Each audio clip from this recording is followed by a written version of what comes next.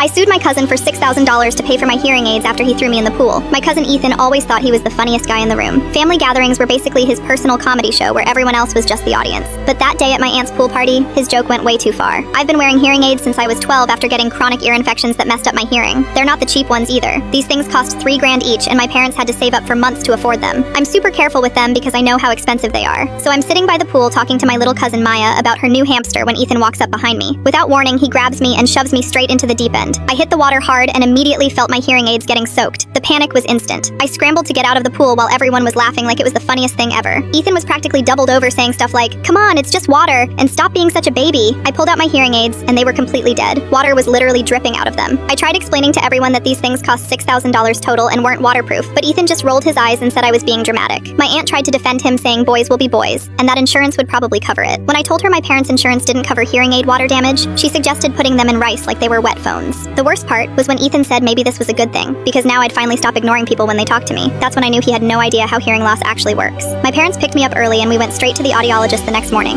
$6,000 in damage, completely irreparable. The audiologist said pool water is basically poison for hearing aids because of all the chemicals. I had to go 2 weeks without being able to hear properly while we figured out how to replace them. Do you know how hard it is to take notes in class when you can barely hear the teacher? Or how embarrassing it is when your friends think you're ignoring them? When my dad called Ethan's parents asking them to pay for replacements, they laughed and said accidents happen. His mom actually said we should have told everyone I was wearing expensive equipment before the party, like it was our fault for not announcing my disability loud enough. That's when my parents decided to take legal action. We found a lawyer who specialized in personal injury cases and filed a lawsuit for the full replacement cost plus court fees. Ethan's family tried to counter by saying I should have taken my hearing aids out before going near the pool. Their lawyer argued that reasonable people remove valuables around water, but our lawyer pointed out that hearing aids aren't jewelry you take off. They're medical devices that help me function normally. The case took 4 months, but we won everything. The judge ruled that pushing someone into water without consent is assault, especially when it damages necessary medical equipment. Ethan's family had to pay the full $6,000 plus our legal fees.